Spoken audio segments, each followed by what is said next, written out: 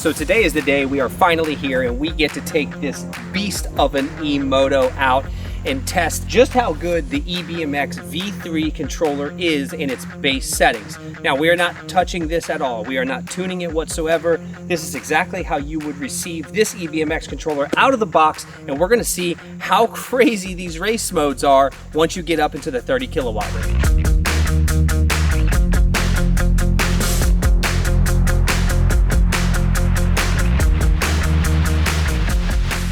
Now, before I get geared up and get out on the trail, let's talk about the bike and what we have, because it is slightly different than what you may have in your garage. On our SR, we do have the Cirrus F43 forks, we have the Arma EXT shock, along with a whole host of other Warp 9 products that we generally put on every single bike, especially bikes that we're going to ride. We did a stem lock, bar riser, handlebars, drop brackets, and the Elite foot pegs from Warp 9.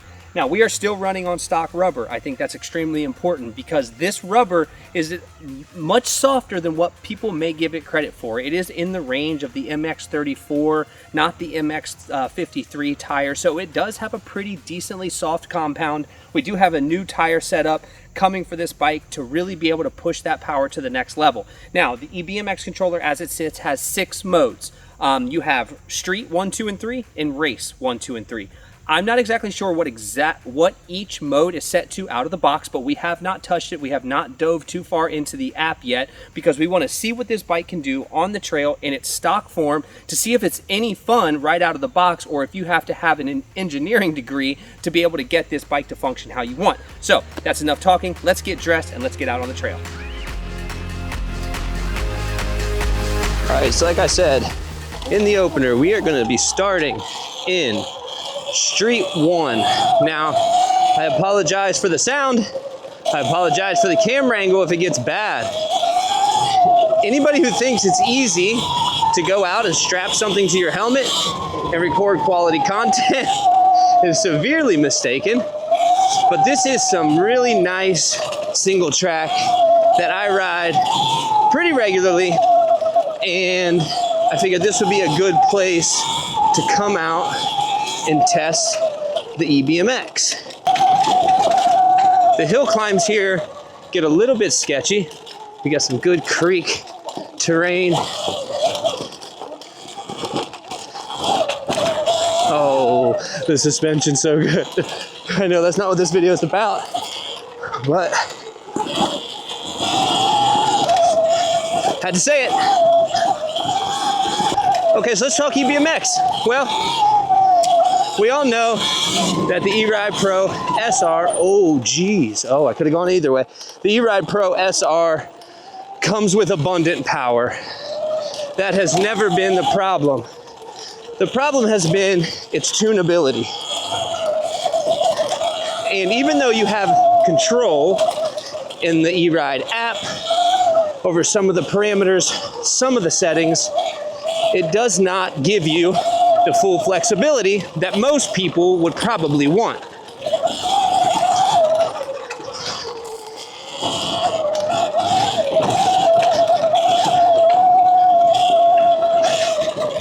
Now, if you're a street rider, these types of videos may not be helpful to you only because we very rarely ride on the street. We have other motorcycles for that kind of stuff. This is how we ride our E-Rides. And every trail is a little bit different. This one is a lot tighter. So I started in mode 1, Street 1, to see exactly, oh, that's a nice little hit, how this bike would perform in these tight conditions. And I know that I have a lot of tunability and a lot of control and a lot of opportunity options, but when you get this thing out of the box, most people don't really know where to start. And I want to know, is this good enough straight out of the box with absolutely nothing tuned, no parameters changed, everything that you would get if you bought it online, it's shipped to your door, and you put it on the bike.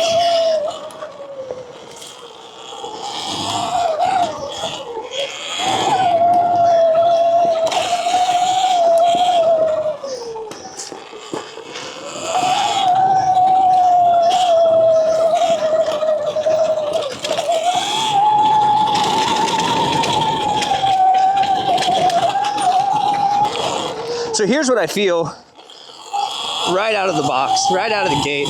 My first impression of this controller is that the throttle seems way more controlled versus having all that snappy power.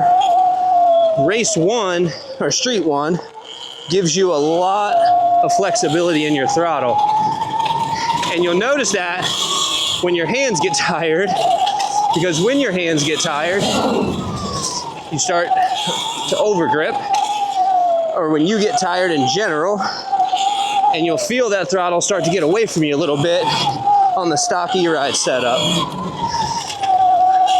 But this is a lot more forgiving, and it feels really good, and it makes this bike so much more fun.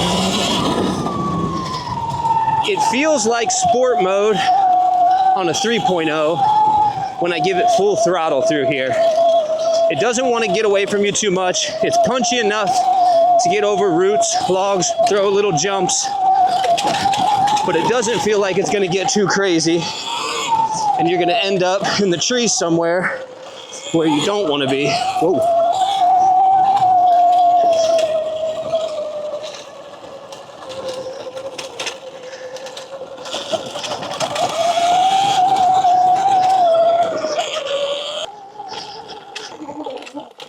Colors are already starting to change out here. It's crazy. Such a cool spot. So while we're talking about control, let's talk about the tires.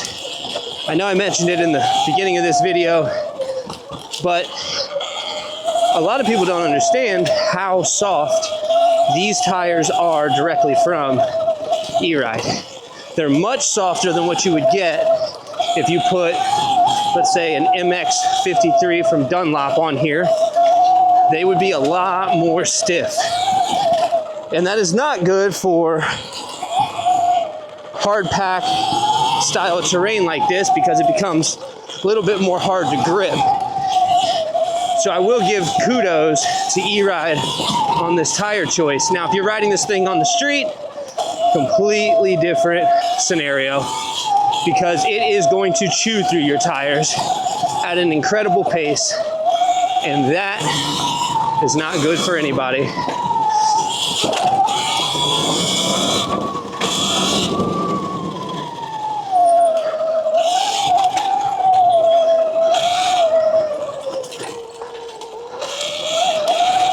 Now, while we're on the topic of speed, power, and control, let's talk about brakes.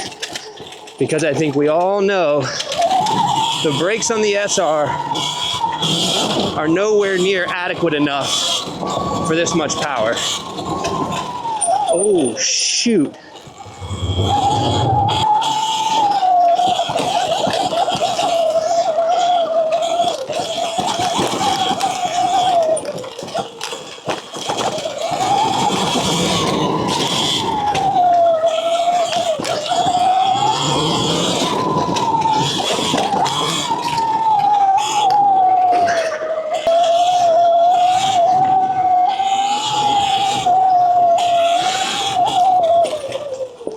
I will say that even though we give all these companies crap about their brake choice,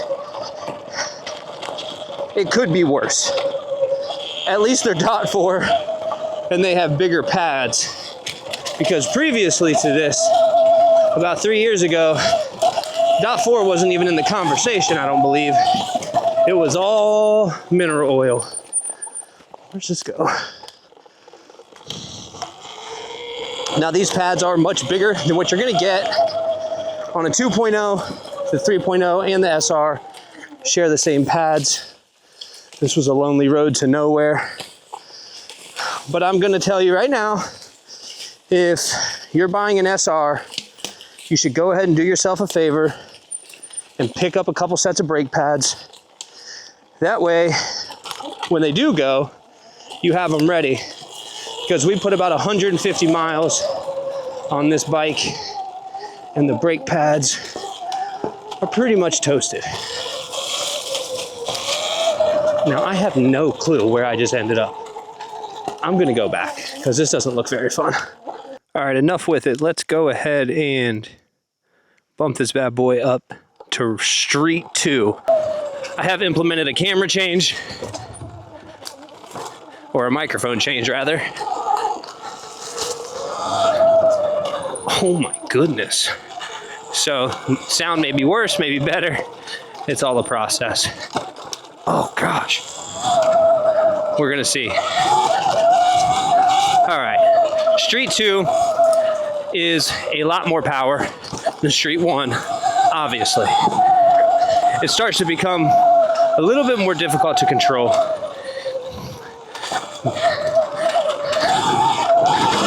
Whoa, see, it just wants to stand up. When you crack that throttle in Street 2, it is violent. Where Street 1 is a lot more forgiving. If you make a mistake or if you overgrip, grab too much throttle, you can get away with it. So what you can expect in terms of additional power out of this thing is once you put the EBMX on your bike, you can push 30 kilowatts through this motor and battery, and it does not cut the BMS. I don't know what that would feel like because I'm only in Street 2, but we're about to find out. Okay, Street 3. This is the highest power mode that you can get in Street before you step into the race modes. And it's twitchy. This is almost like what the bike felt like before we put the EBMX on. Now, I have not adjusted any of the throttle curves. My assumption is they are all still of linear orientation, not aggressive.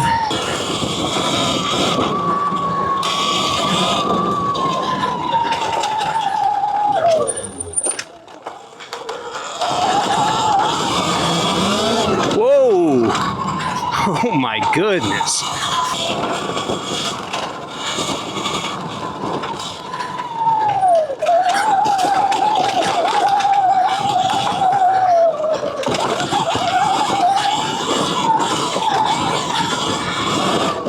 I mean, it wants, my weight's forward. I got my head over the bars. My position is good. And you crack that throttle and it still wants to stand this bike up.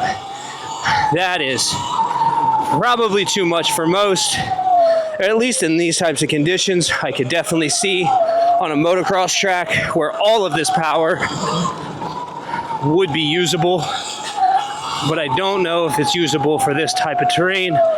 I'm sure there's somebody out there who's going to disagree. That's fine. I'm just telling you my opinion. Holy crap. All right, well, I don't even know what race 1, 2, and 3 is going to be like, but I'm assuming it's going to be slightly dangerous. I hope you guys can see this okay, but if you are in street mode and you need to get to race mode, street is 1, 2, 3, and then you can't go past 3. If you want to get to race mode, you hold down the bottom arrow, it pops to race, and you got race 1, 2, and 3. Now, if you want to go to reverse, you can go down all the way past 0 to reverse, then you go back to 0. Another thing, how we have this bike set up, we have it set up on an E-clutch system. So this is not a regen brake. We're using this as an E-clutch. It's really fun in certain circumstances. I haven't used it much today, but that's how we have that set up, just for some reference. Let's get into race 1, try to stay alive. All right, here we go. Race 1. Let's see if we can stay alive, ladies and gentlemen. First things first, a nice climb. Oh my goodness gracious. It's just unnecessary, is really all that it comes down to. It just wants to frickin' come out from underneath you. This thing's an animal.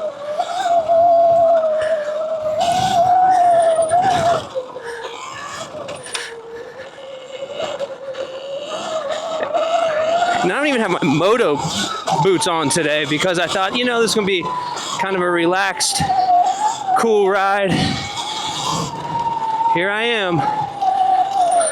So I can't really take advantage of this. Oh, shoot. Because I don't know exactly, I don't have enough. Whoa! Oh my goodness gracious.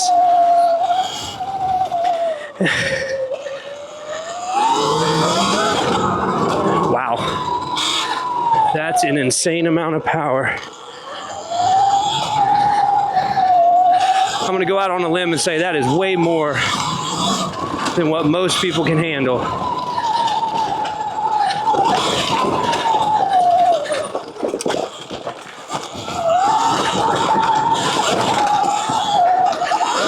Whoa, see, it's just dangerous. It just wants to get out from underneath you the entire time.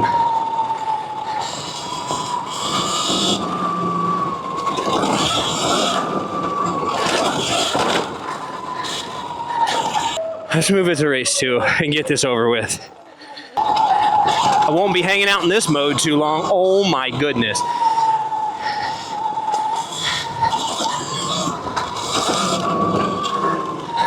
Oh geez. Oh, nice little climb section here. Let's go straight up. Oh, nice.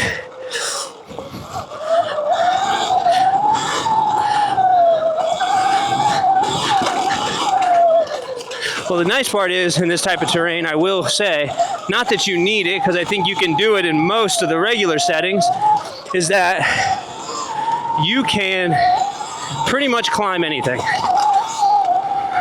We had this bike in its current configuration out on some pretty gnarly hill climbs last week, and this thing was keeping up with the Ultra Bs, which is incredibly impressive, which made me think, well, let's build another trail bike, as if we need one. So, ooh, E-clutch might have been nice there. You know what? As much as it's out of control and it's crazy, it's a lot of fun. You don't need this much power, but you barely even have to touch the throttle. You just blip it a little bit, woo, and you're back up to speed. But you got to be careful, because you will loop this thing out. Oh, insane. Here we go, final test, race 3. To all my friends and family, I love you. My goodness. Oh.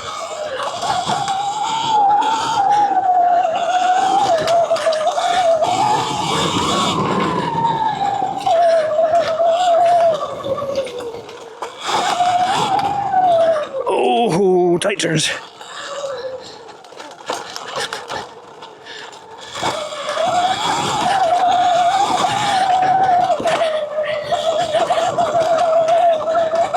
Race 3, I haven't got the opener up yet, so, but I can only imagine, based on how race 2 felt, what race 3 is gonna be like when you let her loose.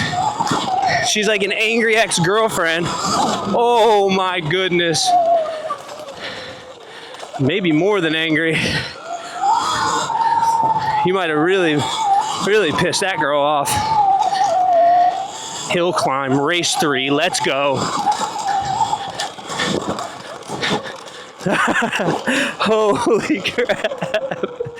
It's just so easy. If you think the Ultra B is a cheater bike, this might be the ultimate cheater bike.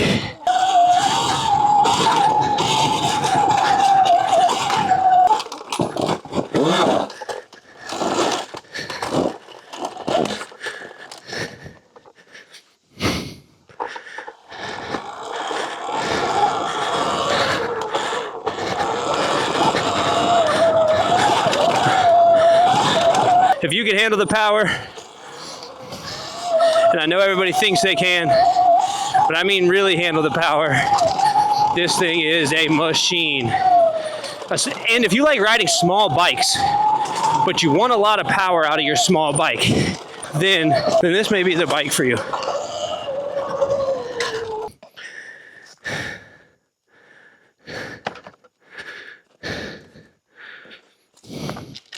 Oh, that chain slap. I was in a hurry today. Didn't check my chain tension. This is a good climb. And I can hear that chain slapping a ton.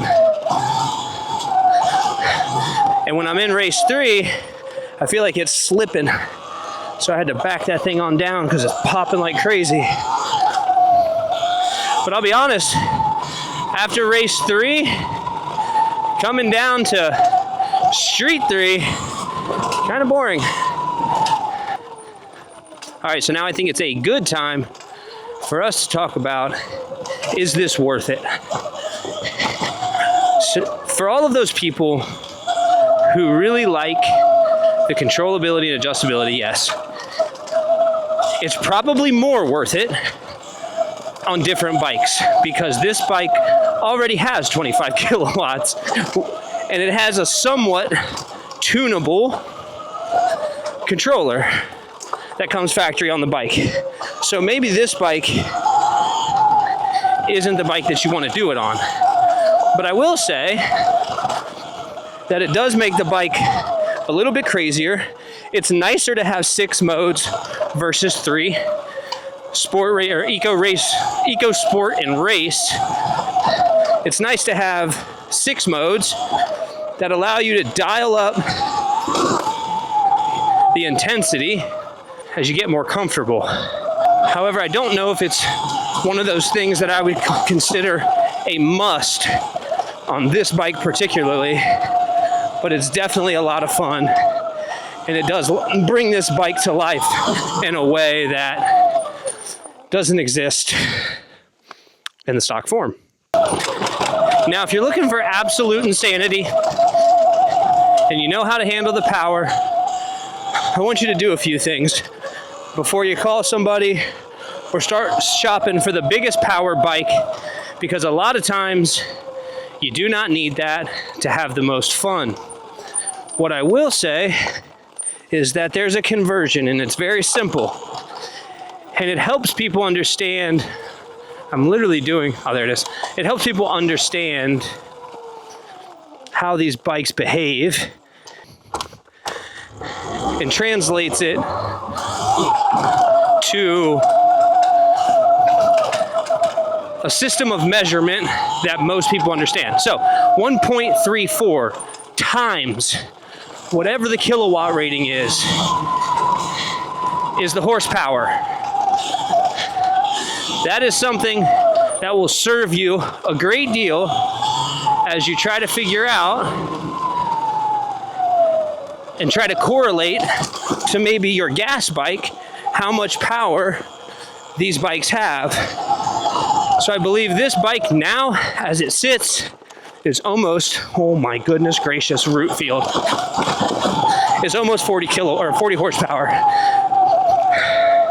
Now, before I let you go, I want you to understand that that is not 40 horsepower to the wheel, because there's a lot of losses that occur from the motor to the belt, from the belt to the jack shaft, and the jack shaft to the rear wheel. So keep that in mind as you're doing your conversions. Okay, friends, ladies and gentlemen, that is all she wrote for the SR, the EBMX 9000 V3. I think we went through enough. I don't need to say anything else. If you're looking to get this controller, I'll leave the link in the description for you guys to check it out. May not be the best thing to purchase to put on this bike depending upon your riding style and your ability, but it's definitely something to check out. We are gonna load this bad boy up. We are gonna head home. I appreciate you watching and hanging out for the day, and I'll see you on the next one.